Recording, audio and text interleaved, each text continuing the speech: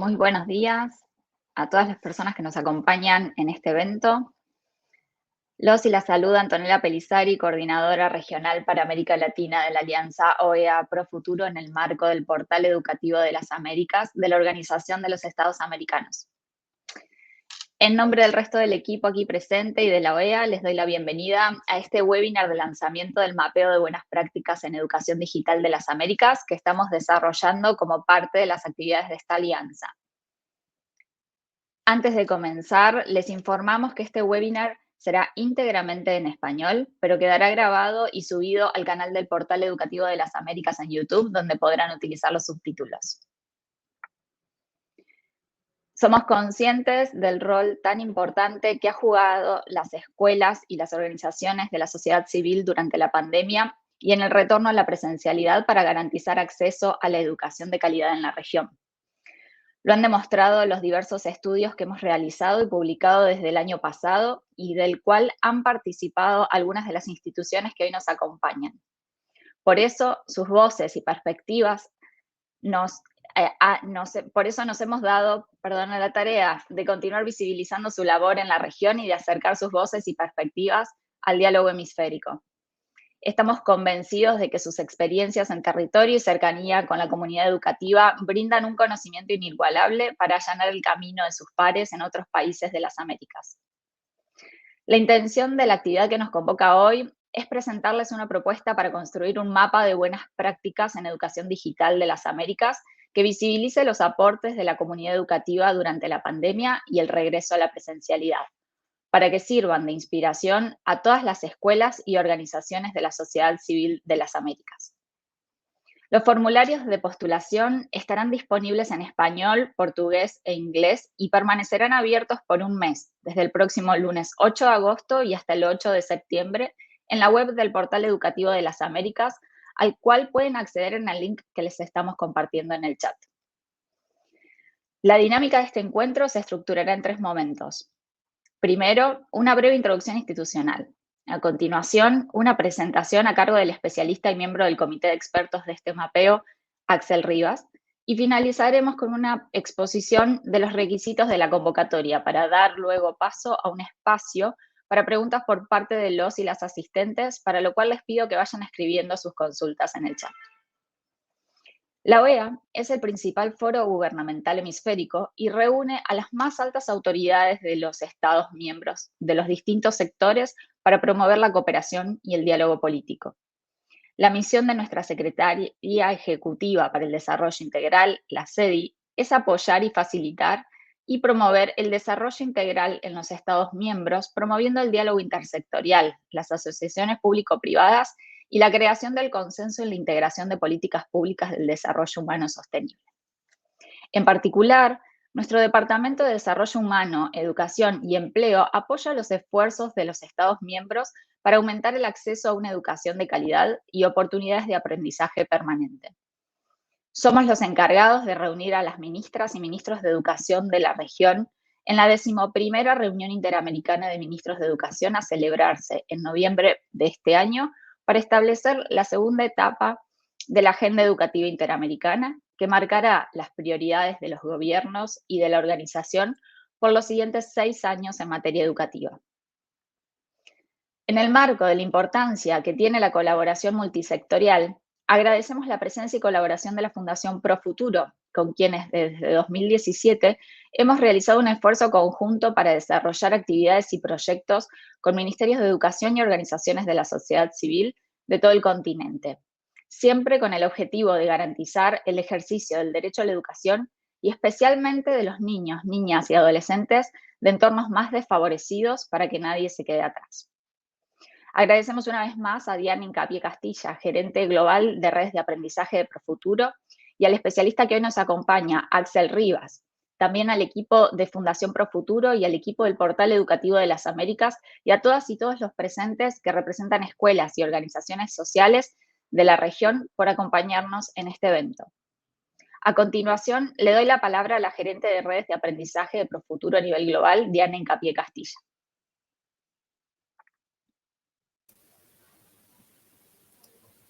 Muchas gracias por darme la palabra, Antonella. Buenos días a todos y a todas los que nos acompañan. De verdad que muchas gracias por estar aquí, por interesarse en querer visibilizar las buenas prácticas que en educación digital se desarrollan en las Américas. Creemos que es una gran oportunidad aprovechar esta convocatoria para poner el valor del trabajo de todos, de las escuelas, de los docentes y de las organizaciones sociales que acompañan las trayectorias educativas. Queremos que estas organizaciones sociales, estos docentes y estas escuelas tengan voz. Profuturo es un programa de la Fundación Telefónica y la Fundación Bancaria La Caixa que contribuye a la calidad educativa a través de la innovación aplicada en 3 dimensiones, la social, la educativa y la tecnológica. Estamos convencidos del poder de la educación digital como una herramienta indispensable a favor de la equidad y de la inclusión, pero sabemos que solo habrá salida con un esfuerzo articulado, decidido y con sentido de urgencia entre los diferentes actores sociales. Es por eso que después de 5 años de trabajo colaborativo con la OEA, confirmamos nuestro compromiso en esta alianza. Nos sentimos muy orgullosos de ser parte de ella. La Alianza OEA Profuturo es una colaboración que favorece la cooperación y la articulación multisectorial, visibilizando las innumerables contribuciones que hacen las organizaciones de la sociedad civil y esta vez con este mapeo de las escuelas y los docentes, lo que ellos realizan en el campo de la educación y específicamente en el aula. Visibilizar buenas prácticas en educación digital es la oportunidad de dar voz a los protagonistas y un aporte imprescindible que sin duda contribuirá en la agenda educativa de las Américas. No me queda más que agradecer su contribución en este mapeo, que todos seamos visibles, que cada una de las acciones que se hacen en el campo, que tienen resultados y que hacen transformaciones, queden aquí, marquen historia y sean parte de un granito. Muchísimas gracias. Muchísimas gracias, Diana. A continuación, le doy la palabra al especialista Axel Rivas, quien nos brindará una presentación con los principales puntos a tomar en cuenta para identificar y postular una buena práctica. Axel es autor de 18 libros sobre temas de política educativa y actualmente es el director de la Escuela de Educación de la Universidad de San Andrés de Argentina, donde además es profesor, investigador y director académico del Centro de Investigación Aplicada en Educación San Andrés. Además, es asesor principal de la Oficina Regional de Educación para América Latina y el Caribe de UNESCO y presidente del Consejo Nacional de Calidad de la Educación. Adelante, Axel. Bueno, muchas gracias, Antonella. Muchas gracias a todos los equipos de Profuturo y de OEA por brindarme esta oportunidad y por el lanzamiento de esta iniciativa tan necesaria y valorable porque cumple con el rol de reconocer y compartir y de esa manera expandir las posibilidades de mejora educativa y de transformación en nuestras regiones. Así que felicitaciones, gracias también a todos los que se han sumado a esta transmisión.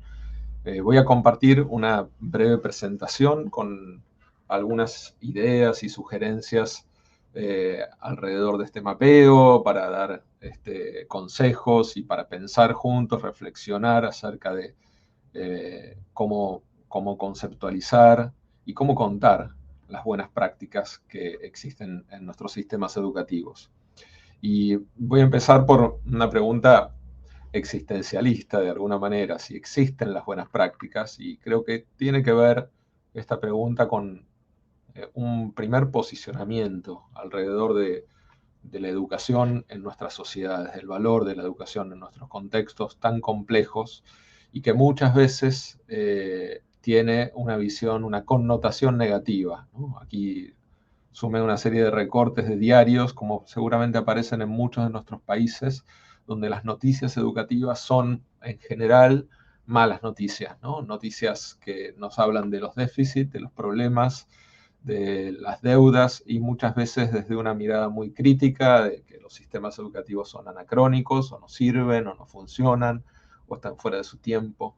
Y creo que estas miradas, aunque en muchos casos tienen obviamente mucho de verdad y son necesarias las perspectivas críticas, nos pueden generar una sensación de frustración, de ahogo, de ausencia de reconocimiento de todo lo que sí funciona y de todos los esfuerzos que se hacen para que las cosas funcionen. Me parece que este mapeo está justamente en la posición del reconocimiento, de valorar y de también generar más compromiso a partir de ese valor que la educación tiene y que se genera en nuestros sistemas educativos. Muchas veces los docentes necesitan ser más reconocidos, no solamente desde lo material, desde ya una dimensión central, sino también desde lo simbólico y desde lo relacional, de generar redes, de compartir con otros, de integrarse en procesos de mejora. Y dando un poco la contracara de esas menciones tan negativas, de muchas veces las notas de prensa, quería contar para introducir esta presentación un experimento real que hicimos con una colega, con Melina Furman, hace unos 5 años en la provincia de Córdoba, en Argentina, donde tuvimos la oportunidad de trabajar con los supervisores del sistema educativo convocados por la provincia, y trabajamos con todos los supervisores en Argentina. Los supervisores tienen a cargo una cantidad de escuelas, en general unas 20, 30 escuelas, y tienen visitas regulares, trabajan con esas escuelas. Entonces trabajamos con todos los supervisores de la provincia, una provincia grande, más de 3 millones de habitantes, durante un periodo de tiempo. Y lo primero que hicimos fue diseñar un modelo de recolección de lo que llamábamos experiencias destacadas. Queríamos justamente mapear, reconocer y compartir experiencias que ya estaban en funcionamiento en el sistema educativo. Y a lo largo de un mes, los supervisores, las supervisoras, trabajaron con todas sus escuelas, cada uno con sus 20, 30 escuelas, en recolectar experiencias, tomando testimonios, con un formulario, y en ese proceso de un mes aparecieron 1.679 experiencias destacadas en una sola provincia, ¿no? La mayoría de ellas estaban invisibles, estaban ocurriendo más allá de los ojos de estos mismos supervisores y mucho más allá de los ojos de otros actores del sistema educativo. La figura del supervisor también tiene un privilegio, que es que mira una serie de escuelas al mismo tiempo. En cambio, quien está en una escuela muchas veces no sabe lo que pasa en una escuela incluso muy cercana, y por lo tanto eran experiencias básicamente ocultas que estaban ocurriendo en un contexto muy local y que tenían muy poca capacidad de ser replicadas o de aprender algo y reflexionar con ellas, ¿no? Entonces, el relevamiento lo que hizo fue poner visibilidad, reconocimiento de ese logro, de ese esfuerzo de los actores, y también crear mayores redes, contagios y posibilidades, ¿no? Incluso hasta tal punto que muchas de las experiencias nos permitieron crear como un mapa temático y tener varios casos de temas muy específicos en los cuales había alguna experiencia destacada en la propia provincia. Temas tan específicos como la organización del comedor escolar, la entrada y la salida de los alumnos, los actos escolares, es decir, no grandes innovaciones, algunas de ellas sí lo eran, pero cuestiones que sobre temas muy cotidianos tenían una perspectiva, un alcance distinto a lo tradicional, y habían logrado tener éxito y valían la pena ser contadas porque en el mapeo conjunto permitían a cualquier actor de la provincia en este caso y cualquier otro actor educativo que lea estas experiencias, iluminar aspectos quizás no pensados, ver las cosas con otros ojos y siempre desde un lugar de la posibilidad, ¿no? Desde el lugar de que hay otras alternativas, existen, incluso aunque no las conozca, aunque no me salgan, aunque sean difíciles, pero existen. Y esa posibilidad alienta la búsqueda, una reflexión constante y también un diálogo, ¿no? Un diálogo con otros. Cuando algo no funciona, cuando algo no me sale bien, cuando en mi escuela algo no está funcionando, puedo consultar con otros y saber que hay respuestas y que el sistema educativo está lleno de experiencias, ¿no? Entonces cuento un poco este experimento porque creo que está en el corazón del mapeo que están proponiendo OEA y Profuturo, ¿no? ¿Qué son las buenas prácticas? Bueno, algunas definiciones para ayudar también a aquellos que estén pensando en presentar sus propuestas, ayudar también a conceptualizar, a pensar juntos. Algunas definiciones alrededor de lo que propone el mapeo. Las buenas prácticas apelan al sentido, potencian el compromiso de los alumnos con el aprendizaje, es decir, lo primero que tienen es un mensaje de contagio, de búsqueda de aprendizajes, de potenciar las capacidades de los estudiantes en su propio proceso de construcción del aprendizaje. Tienen también el compromiso de construcción social, ciudadana, la idea de justicia social, la idea de tratar de fomentar un sistema educativo más inclusivo que se construye bajo la noción de la educación como un derecho humano y que busca la inclusión ante la diversidad, que potencia en contextos de muchas desigualdades la equidad y la justicia social. Son también muchas veces propuestas innovadoras, propuestas que enfocan una tarea, un aspecto, una dimensión educativa desde una mirada original, creativa, y proponen rediseños, ¿no? Y tratan de cambiar ciertos esquemas, y por lo tanto están en algunos sentidos experimentando, ¿no? Son también procesos de reflexión, no son recetas. Las recetas muchas veces son bienvenidas siempre y cuando produzcan reflexión, generen un proceso de apropiación en el cual los actores del sistema educativo son parte de un diálogo y no son aplicadores de recetas externas, ¿no? Y por lo tanto tienen que tener una capacidad de promover el pensamiento crítico alrededor de eso que proponen, ¿no?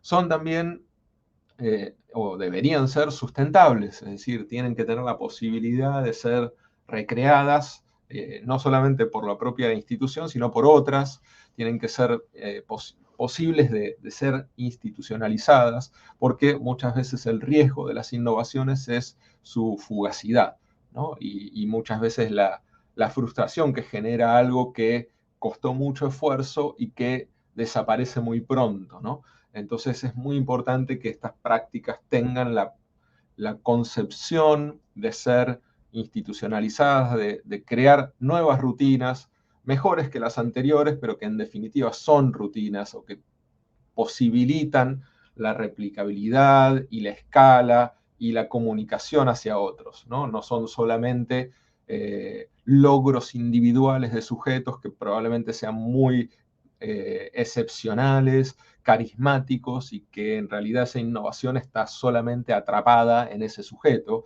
sino que pueden ser comunicadas y aplicadas con una reinterpretación por otros sujetos, ¿no? Y para eso necesitan también este componente de relatoría, que creo que la mejor forma de definir, y voy a pasar a la siguiente, qué es una buena práctica, es aquello que vale la pena ser contado a otros colegas, ¿no? Como una definición bien sintética. Y vale la pena porque funciona, porque genera mejores procesos de aprendizaje, porque tiene sentido y porque puede sostenerse en el tiempo, como decía recién. Y eso debería no ser, de alguna manera, enterrado en una institución, quieto, ¿no? Debería poder contarse. Y para eso me parece que este mapeo, como otros que se realizan, son muy importantes en ese esfuerzo de sistematización y de relatoría, ¿no? También hacer una distinción para ayudar en las definiciones de que las innovaciones educativas son o deberían ser definidas como un subconjunto de experiencias destacadas o de buenas prácticas que tienen la característica particular de alterar elementos clásicos, tradicionales de la gramática escolar, ¿no? Las innovaciones no son, primero, no en todos los casos son exitosas, hay mucho de experimental en todo lo que implica el cambio frente a dinámicas conocidas. Ese componente experimental tiene riesgos, hay que saber administrar riesgos, no experimentar todo el tiempo, porque tenemos que tener en cuenta que nosotros trabajamos con sujetos y que no podemos ser experimentadores constantes, y que además la experimentación constante tiene un enorme desgaste de tiempo, de energía. Entonces, las innovaciones son un subconjunto de las buenas prácticas, y también hay buenas prácticas que no necesariamente son innovadoras, que hacen muy bien algo que ya conocemos, pero que bien ejecutado, bien organizado, funciona mejor que de una manera más inercial, ¿no? Y dentro de esas innovaciones también pensar distintos tipos, hay muchas formas de clasificar las innovaciones educativas, pero una que quería remarcar y transmitir a los que quieran o estén interesados en participar de este mapeo, son lo que podemos llamar, en algunos otros proyectos hemos llamado innovaciones decisivas o proyectos transformadores. Es decir, aquellas innovaciones que tienen un potencial efecto cascada sobre una escuela o un grupo de instituciones, que muchas innovaciones son grandes avances y generan un impacto y vale la pena replicarlas, pero hay algunas de estas innovaciones que tienen un efecto transformador a mayor escala, ¿no? Tomando concepto de David Perkins, las podemos llamar experiencias umbral, porque logran alterar aspectos que quizás son invisibles de la gramática, aspectos naturalizados del sistema educativo, y que en ese sentido funcionan como caballos de Troya, es decir, detrás de esa innovación vienen cambios más profundos, ¿no? En un trabajo previo que pueden descargar de la web, que se llama 50 innovaciones educativas para escuelas, y que puede servir también de inspiración, nos tomamos el trabajo de buscar estas innovaciones decisivas con un grupo de grandes educadores y educadoras que tienen mucho recorrido por los sistemas educativos de nuestra región, en América Latina. Les pedimos que hagan su, entre comillas, playlist, es decir, que vayan a buscar casos de innovaciones en escuelas que funcionan, que tienen evidencia, que valen la pena ser contadas, ¿no? Y tuvimos ahí el número 50, siempre un número redondo, ayuda a transmitir la idea de que hay muchas, de que son posibles, ahí hay solamente un pequeño listado, y queríamos que sean experiencias que tengan esa capacidad de transformación más profunda, que vayan más allá de sus propios límites, ¿no? Una de ellas, para contar solamente muy brevemente un caso, el primero, son las tertulias literarias, que es una iniciativa dentro del proyecto de comunidades de aprendizaje, un proyecto muy interesante que nació en España y ahora está en muchos países de América Latina. Tiene como impulso una dinámica de lectura de textos clásicos con los estudiantes, se forman en ronda y todo un protocolo para hacer la lectura, son muy movilizantes, pero detrás de esa actividad, que uno podría pensar una actividad de literatura, que está a cargo el docente de lengua y literatura, en realidad hay un profundo cambio del orden escolar, porque los estudiantes tienen la posibilidad de ser sentados como iguales, el docente no tiene una voz diferente a la de los estudiantes, se puede invitar a padres, la lectura provoca un proceso de ruptura de las reglas de juego, incorpora a la comunidad en la escuela, y detrás de lo que podría ser pensado como una actividad más original, interesante, que funciona, de literatura, hay una transformación del orden escolar. En ese sentido, muchas de estas innovaciones decisivas son caballos de Troya, ¿no? Y a veces son más importantes esas innovaciones que logran desde la práctica transformar concepciones que a la inversa, ¿no? Venir con un gran discurso de cambio educativo, con un discurso teórico muy redondo, muy bien elaborado, pero que no tiene anclaje práctico y que resulta algo muy lejano para muchas de las escuelas en su práctica cotidiana, ¿no? Entonces, este enfoque inverso de trabajar desde la práctica el concepto de transformación más profundo es lo que buscábamos en este proyecto y compartimos aquí. Algunas dimensiones para buscar ejemplos. Yo les decía el caso que habíamos trabajado en Córdoba y que aparecieron una enorme gama temática de cuestiones. Bueno, puede ayudar una breve clasificación para iluminar lugares donde uno puede encontrar, o temáticas donde uno puede encontrar buenas prácticas, en las prácticas pedagógicas, en la organización, la presentación de clases o secuencias didácticas, proyectos institucionales de áreas disciplinares o interdisciplinarios, proyectos especiales que muchas veces ocurren allí en los márgenes de la institución, en las áreas que tradicionalmente quedaban en una situación menos visible, pero que son muy importantes, como las artes, los deportes o la informática y talleres que se hacen en las escuelas. Son lugares de mucha innovación, lugares que también pueden traccionar y generar diálogos con aquellas áreas más tradicionales de enseñanza. proyectos con la comunidad que incorporan otras voces. Y en el otro gran eslabón, la gestión institucional, bueno, cuestiones que tienen que ver ya con la gestión de las escuelas, con definiciones más profundas que escapan un poco a la voluntad individual o grupal de los docentes. Ahí pusimos en primer lugar la revinculación escolar, porque es un tema central de este mapeo en particular, post pandemia y toda la situación de emergencia que se generó y el riesgo de pérdida de vínculo con la escuela o de abandono escolar temprano pasó a ser un tema más importante de lo que ya era en la región. El uso de espacios, horarios y tiempos, el régimen académico, cuestiones de materiales, plataformas, agrupamiento de los alumnos.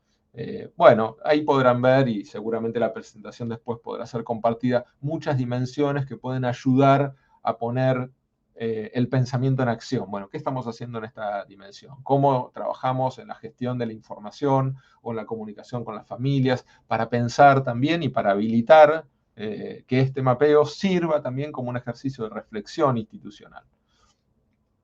Y después contarles algunos ejemplos, muy brevemente, también como inspiración y para continuar un poco este rol de postas, ¿no? Nos pasamos mutuamente postas, ideas, buenas prácticas, valoramos de esa manera también lo que hacen otros, ¿no? Y quería contarles dos casos o tres casos de proyectos pedagógicos de ese mapeo que hicimos en la provincia de Córdoba, para que vean un poco algunos de los ejemplos que surgieron, en píldoras muy breves, obviamente, aquí tenemos muy poco tiempo. Uno, los voy a leer para que vean la idea, porque están escritos por los propios docentes o directivos que participaron de la experiencia. Un caso en una escuela secundaria pública, se realizaron tutoriales virtuales de los alumnos del ciclo superior a los más pequeños y el proyecto de padrinazgo de los alumnos del sexto año con los de primero para acompañar y ayudar el pasaje de nivel y la construcción del oficio de estudiante. Ese proyecto generó un aumento de la matrícula y redujo el índice de repitencia y sobriedad de esa escuela, ¿no? Y creo que es un caso muy interesante porque incorpora este elemento de la tutoría virtual antes de la pandemia, este proyecto lo hicimos antes de la pandemia, y que se ha convertido en una necesidad tan importante y también ilumina las posibilidades de aprovechar los conocimientos de los propios estudiantes para trabajar entre pares y para crear digamos, una ramificación de la enseñanza y del aprendizaje, porque aquel alumno que enseña también sigue aprendiendo al hacerlo, ¿no? Otro ejemplo, lo leo, es un poquito más largo, de una escuela de nivel inicial de gestión privada. La propuesta consiste en que cada alumno de sexto grado elabore un cuento de ciencia ficción. Aquí es un trabajo de nivel inicial con la escuela primaria. Desde educación tecnológica se trabaja en la producción de papel reciclado para confeccionar el libro. Se prepara a los alumnos, sensibilizándolos para la escritura de este material. De esa manera trabajan y conocen libros, cómics de ciencia ficción. Los alumnos de nivel inicial dentro del proyecto de arte ilustran algunos de los cuentos que elaboran los niños de sexto grado. Para llegar a este resultado trabajan desde la literatura, la escucha de relatos de cuentos de ciencia ficción. Cada alumno de sexto grado apadrina a uno de jardín, comparten la lectura de los libros cómics de ciencia ficción para conocer algunos ejemplos, y el resto del colegio, a partir del colegio de la lectura de lo producido por los alumnos del sexto, en su momento de literatura realizan actividades de poslectura como representación teatral, etc., ¿no? Es decir, hay una idea de integración, de un trabajo donde cada uno desde su lugar puede aportar y desde la combinación de miradas se potencia, ¿no? Y una estrategia muy interesante de trabajo basado en proyectos, pero que utiliza de manera muy clara contenidos curriculares, ¿no? Porque a veces el riesgo del trabajo por proyectos es alejarse de los contenidos o distraerse innecesariamente, ¿no? Otro ejemplo, en una escuela rural pública, se armó una estación meteorológica con distintos instrumentos como recurso de investigación del tiempo atmosférico y el clima. El proyecto parte de la construcción de diferentes instrumentos del observatorio meteorológico, como el termómetro, la veleta, etc., para mostrar progresivamente la medición y nociones científicas sobre cómo se mide el clima desde las posibilidades de cada niño, es decir, pone a los niños en una situación de investigación-acción, ¿no? La propuesta generó la construcción de estrategias de trabajo cada vez más autónomas por parte de los estudiantes, que llegó al debate, cambio y replanteo de los materiales a utilizar cuando los mismos no eran óptimos. Todos los niños y niñas de la escuela rural, en la sala multiedad, mediante un trabajo colaborativo, participaron del proyecto, ¿no? Entonces aquí también está esta posibilidad de trabajar por proyectos, de generar una motivación intrínseca en los estudiantes, de comprometerlos con la tarea, de experimentar, de descubrir el conocimiento en sus propios términos, ¿no? Y voy a contar un par de ejemplos ya más de gestión institucional, más de escuelas transformadoras o de redes de escuelas transformadoras, también muy inspiradores. Este me parece muy interesante, es una escuela que conozco mucho, que se llama el Instituto Superior Estrada, en la provincia de Santa Fe, en Argentina. Es una escuela en un pueblo muy pequeño, es la única escuela secundaria de ese pueblo, y empezó a trabajar desde hace varios años con una mirada muy decidida de su director en un trabajo por proyectos. Empezó a reorganizar todo el currículum y empezó a crear dispositivos para institucionalizar el trabajo por proyectos, porque, como decía antes, uno de los grandes riesgos de cualquier transformación es que la efervescencia conduzca a la obsolescencia, ¿no? Es decir, muchas veces aquello que brilla muy fuerte brilla muy poco en el tiempo, ¿no? Entonces, construir los andamiajes, los procesos de continuidad, institucionalizar, crear herramientas, ¿no? Y esto es lo que hizo esta escuela para transformar toda su enseñanza basada en proyectos. Y ahí les dejo, después cuando puedan acceder a la presentación, una tesis de licenciatura que me tocó dirigir de una estudiante, Sofía Ovejero, que hizo un estudio excelente sobre este caso y que pueden leer, como hay muchos estudios sobre casos individuales que creo que son muy inspiradores. Otro caso muy interesante, en esta ocasión, de una red de escuelas en Perú, probablemente algunos de ustedes las conozcan, se llaman las escuelas Innova, que es quizás la primera red de escuelas híbridas pensadas de esa manera en América Latina, y que son un grupo de escuelas que están creciendo en Perú desde hace varios años, que trabajan una parte del tiempo con aulas tradicionales y la otra parte del tiempo, como ven en esa foto, con estaciones de computadora y con más estudiantes distribuidos alrededor del trabajo en plataformas. Y ese trabajo está pensado previamente, es parte de un esquema donde los alumnos tienen que ganar autonomía y toda la red de escuelas también trabaja alrededor de las posibilidades tecnológicas, ¿no?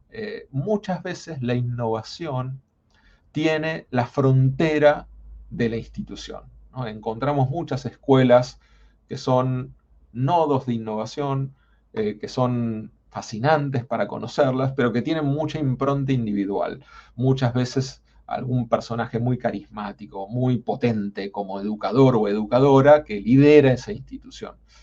En este caso, las escuelas Innova tienen algo justamente contrario, que es que su espíritu, su lógica funciona a partir de mayor escala, porque las escuelas comparten sus buenas prácticas, los docentes comparten su planificación didáctica, tienen una carpeta, una nube pedagógica de donde sacar ideas de otros docentes. Entonces, cuantas más escuelas, más docentes, más posibilidades de innovación hay, ¿no? Entonces, en ese sentido es muy interesante cómo la cantidad no es necesariamente enemiga de la innovación, sobre todo en tiempos de plataformas, ¿no? La idea de plataforma es que a mayor cantidad de usuarios participantes hay más contenidos o pasan más cosas. En educación hoy, y gracias a la tecnología, también es posible pensar que la escala es una amiga de las transformaciones o de los cambios y de potenciar la enseñanza. Y el último caso que quería contar, que siempre me gusta mencionarlo, es uno de mis favoritos en la región, es el caso de las redes de tutoría en México, una experiencia que ya lleva un par de décadas de la mano de un gran educador que se llama Gabriel Cámara y que trabajó en escuelas rurales, empezó por escuelas rurales, hoy se ha expandido y tiene una enorme cantidad de participantes en lo que se llama la relación tutora, que es que los estudiantes se enseñan mutuamente alrededor de una metodología que es muy parecida a la mayéutica socrática, donde el estudiante que está guiando, que está tutoreando al otro, le hace preguntas y quien está en el proceso de aprendizaje tiene que tratar de elaborar su conocimiento. Por ejemplo, lee un texto y tiene que responder a esas preguntas, si entendió o no, y el otro le pregunta, ¿y qué te pasó mientras lo leías? ¿Y sentiste que era distinto a otras cosas que habías leído? Es decir, solamente a partir de la pregunta crea un ambiente de discusión, de reflexión, de metacognición, de reflexión sobre el propio aprendizaje, sobre lo que no logró aprender, sobre lo que no comprendió, que es muy potente para aquel que está aprendiendo, pero que también le permite a aquel que está tutoreando seguir aprendiendo, ¿no? Entonces, un proceso muy potente de reconceptualización pedagógica de los vínculos, ¿no? Y creo que es una experiencia que vale la pena conocer. Ahí les dejo el link, si no lo conocen ya, a un documental que ya por su título es muy hermoso, que se llama Maravillas y que relata esta experiencia, ¿no? Entonces acá tenemos ya una experiencia muy transformadora. Empezamos en un caso de tutoría de una escuela en la provincia de Córdoba, relatada en primera persona por su directora, donde estaba este trabajo de tutoría de los alumnos más grandes con los más pequeños, como algo muy potente, y terminamos en un proyecto enorme en México que ya tiene muchos años y está muy institucionalizado, para que vean también las distintas escalas de los proyectos y las buenas prácticas. ¿Cómo contar las buenas prácticas? El último aspecto a considerar en este mapeo que proponen OEA y Profuturo. Bueno, podemos retomar aquí el trabajo clásico ya de Brunner, ¿no? Y de la idea de la narración. Aquí tiene una cita de Brunner, Jerome Brunner: la narración es un modo de pensar, una estructura para organizar nuestra conciencia y un vehículo en el proceso de la educación. Es decir, la narración es también una manera de transformar las prácticas, de ponerlas en otro plano, de compartirlas, de resignificarlas, y ayuda también hacia adentro de la institución. No es solamente hacia aquellos que van a recibir la narración de estas buenas prácticas, sino para dentro de aquellos que construyen la narrativa, ¿no? Y que muchas veces cuesta en el sistema educativo poner en palabras lo que hacemos, documentarlo, tomar el tiempo de escribirlo, porque o no tenemos tiempo o no tenemos el hábito, y a veces es ese clic, ese esfuerzo extra, lo que ayuda también a revisar las propias prácticas en el modo en que las narramos, ¿no? Algunas estrategias para la narración, consejos para presentar sus prácticas en esta oportunidad tan interesante del mapeo. Poner mucho foco en un núcleo, encontrar el eje central del relato, qué es lo distinto de esa experiencia, qué es lo que la diferencia de otras cosas que pasan, y organizar el relato alrededor de ese foco, núcleo, corazón de la experiencia, como un faro que a veces puede ser un poco invisible, que cuando uno empieza a conceptualizar esa experiencia se torna visible, y ahí es donde uno ve por qué eso llama tanto la atención, por qué pensamos en esa práctica como poner en contexto, relacionar con otras cosas que pasan en esa institución o en ese contexto, porque si no, también las prácticas pierden su significado, siempre están dentro de una situación particular que debe ser entendida. Bueno, hacer una buena síntesis narrativa, contar, dar coherencia, explicar en un relato cómo surgió, contar la historia, porque toda práctica tiene una historia, una evolución, muchas veces momentos críticos, cómo logró institucionalizarse, qué pruebas tuvo que pasar. Contarlo de una manera que se comprenda y que permita a quien lo lee utilizar esa buena práctica. Es decir, darles todas las pistas posibles para que se entienda cómo. A veces no es necesario tomar literalmente y hacerlo, pero sí cómo se hizo para que si uno quiere volver a replicarlo o cerca de replicarlo o reinterpretarlo, pueda hacerlo y entender todos los mecanismos, las prácticas desagregadas. Muchas veces una narrativa muy general no permite entender qué fue lo que pasó adentro, ¿no?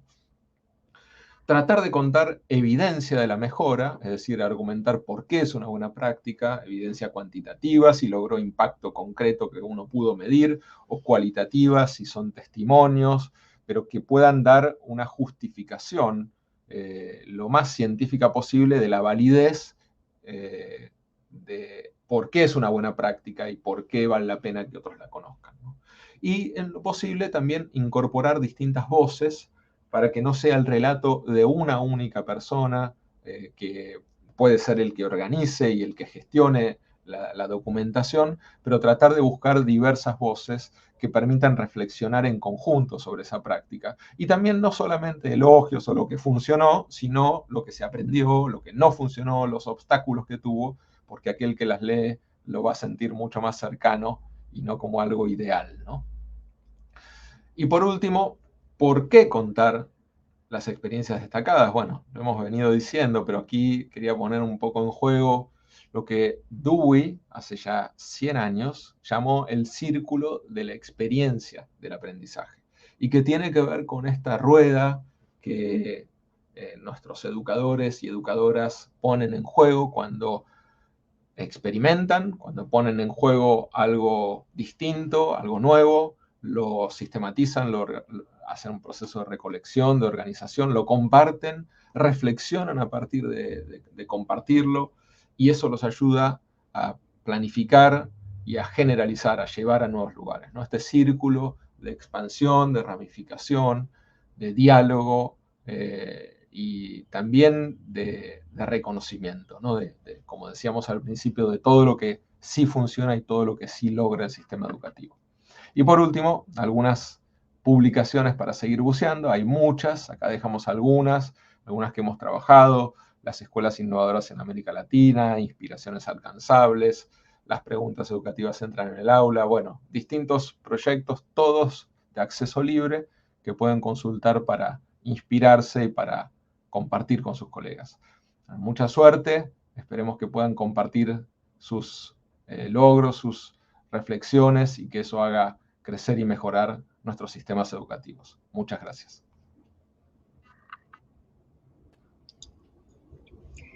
Muchísimas gracias, Axel. La verdad que tu presentación ha sido súper interesante, súper motivadora. Lo que buscamos en este proyecto es eso, poder allanar el camino a otras instituciones y que puedan aplicar, puedan conocer y que puedan aplicar y replicar estas buenas prácticas.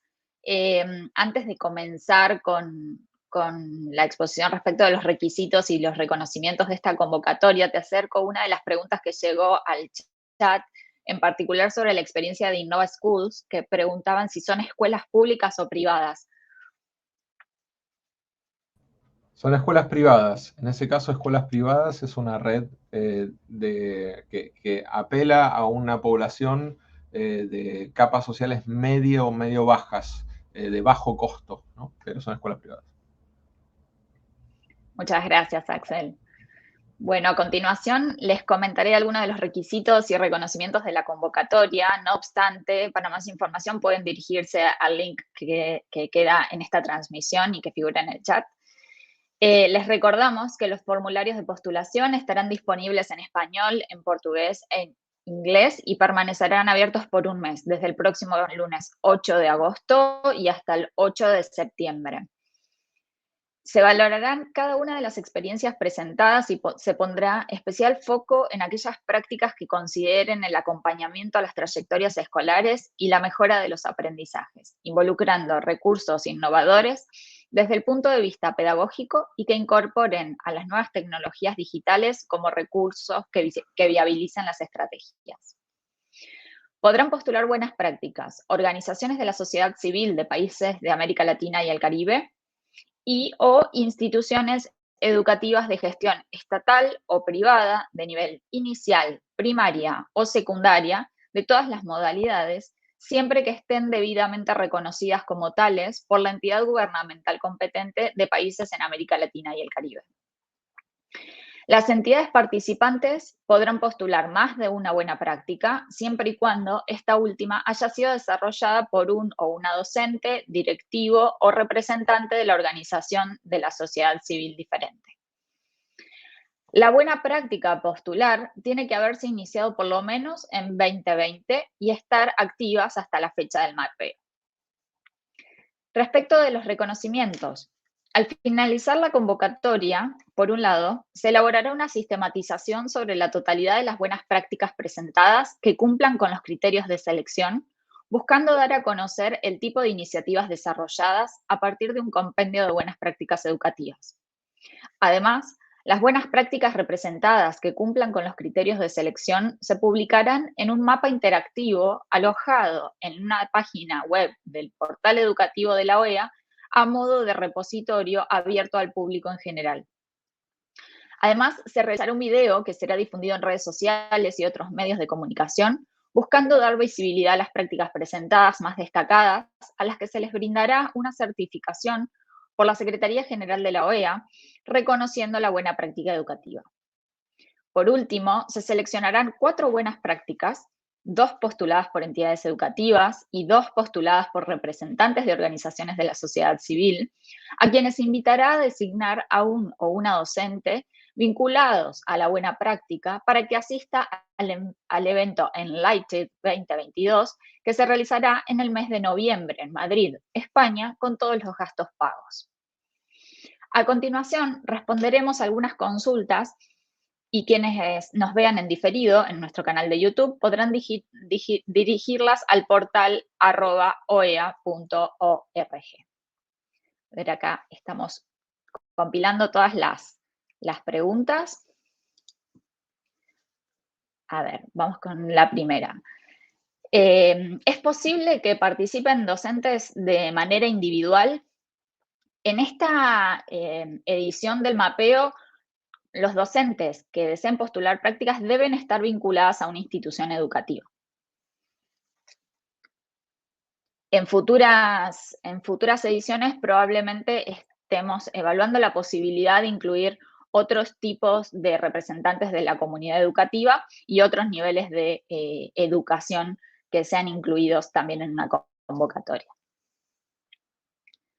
Acá justo llega otra pregunta que es si la convocatoria está abierta a universidades del mismo modo, solamente para niveles inicial, secundario y primario, que puede ser de gestión estatal o privada, como bien dije previamente.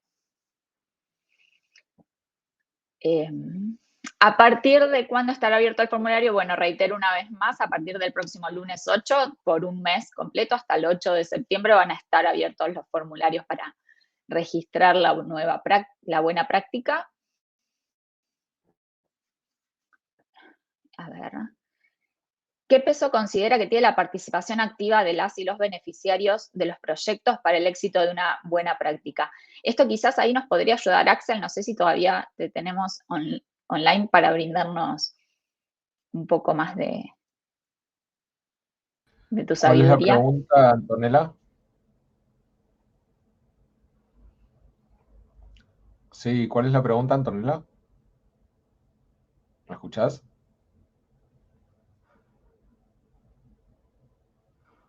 Hola, hola.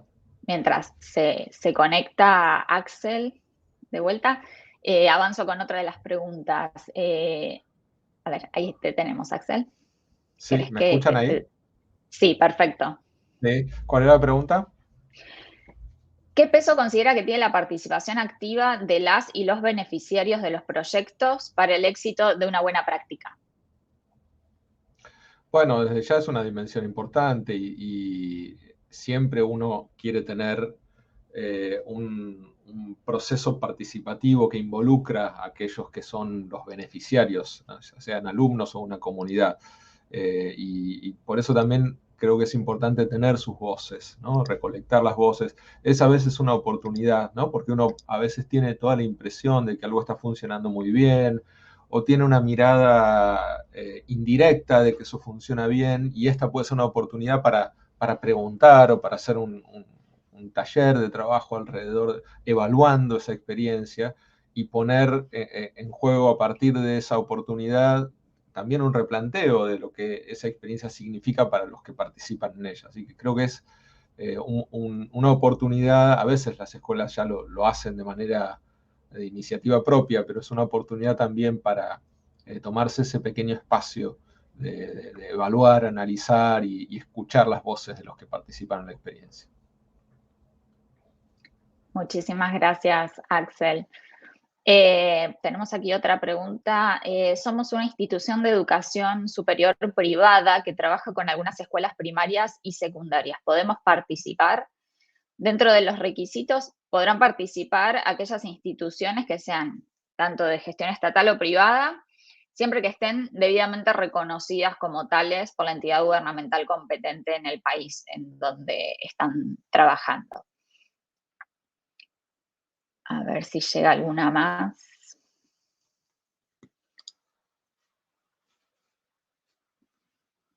Bueno, aquí nos llega otra pregunta respecto de si va a estar esto disponible en inglés y en portugués. Y efectivamente, al finalizar esta sesión, en este mismo link se van a poder ver nuevamente la presentación en esta plataforma y también en nuestro canal de YouTube, donde pueden acceder. Acá en este momento, mientras estamos transmitiendo, estamos viendo cómo contamos con subtítulos para que sea realmente también accesible la transmisión. Bueno, del mismo modo podrán consultarlo en otros idiomas. Nos preguntan acá también si las experiencias deben llevar un tiempo mínimo de implementación. No tenemos un mínimo de implementación, pero sí tienen que estar vigentes, tienen que haber comenzado desde 2020, 2021 y 2022 y estar vigentes al momento de la postulación.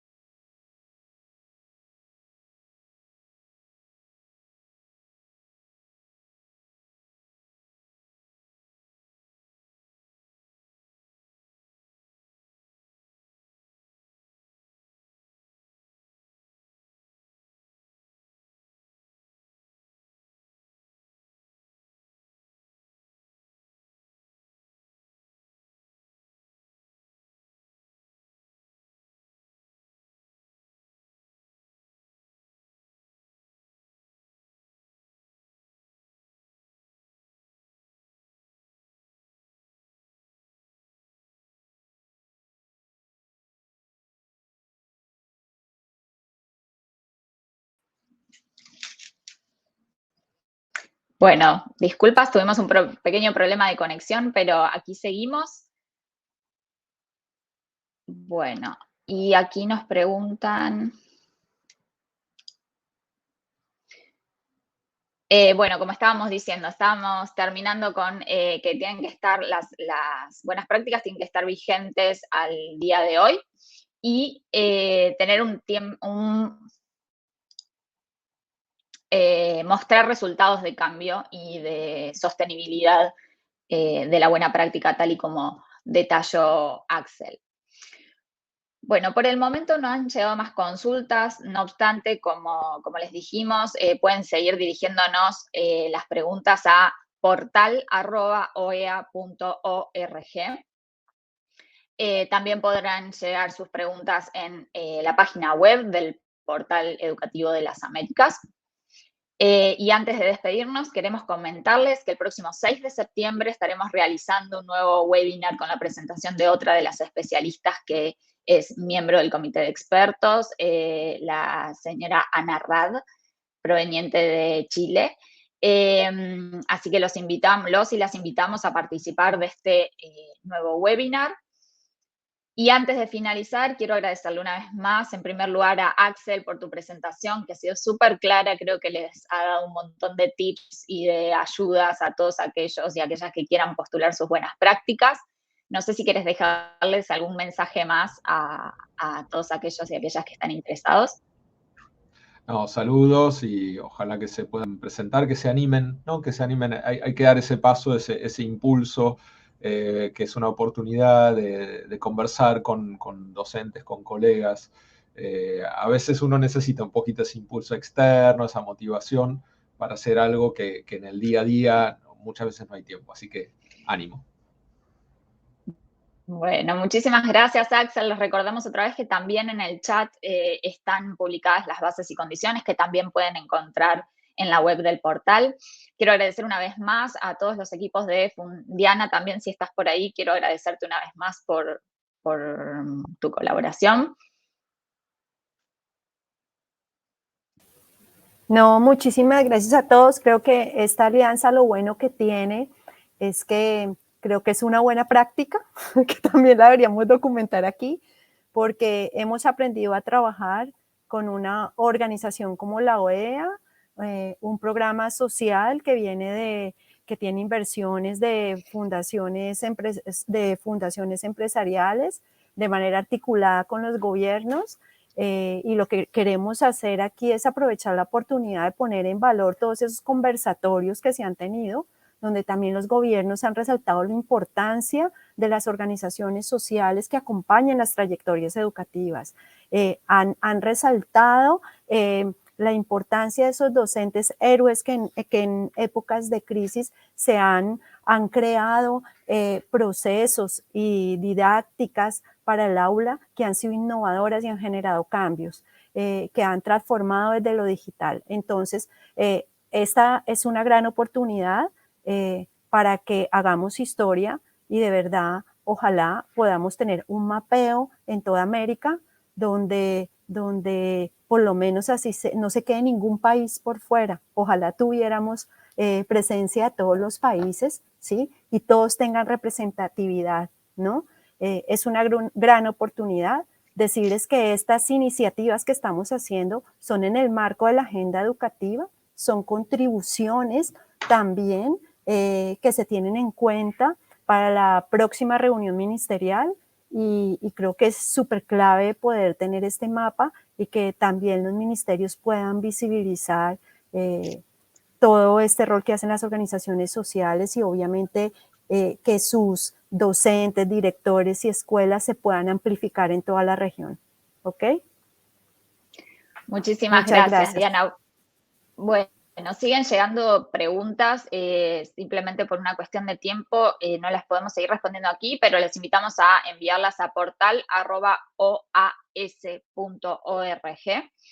Y recordarles, como nos están preguntando, la convocatoria va a estar abierta hasta el 8 de septiembre, así que tienen tiempo de hacer la carga en los formularios que van a estar disponibles en los 3 idiomas. Y bueno, quiero agradecerles mucho a todos los equipos de Fundación Profuturo y del Portal Educativo de las Américas, César, Luis, Matías y sobre todo Sebastián, nuestro diseñador, que nos ha ayudado y nos ha apoyado para que esta convocatoria sea inclusiva y llegue a todos los puntos del hemisferio. Y recordarles, como decíamos previamente, que es una convocatoria abierta a todos los países de América Latina y del Caribe.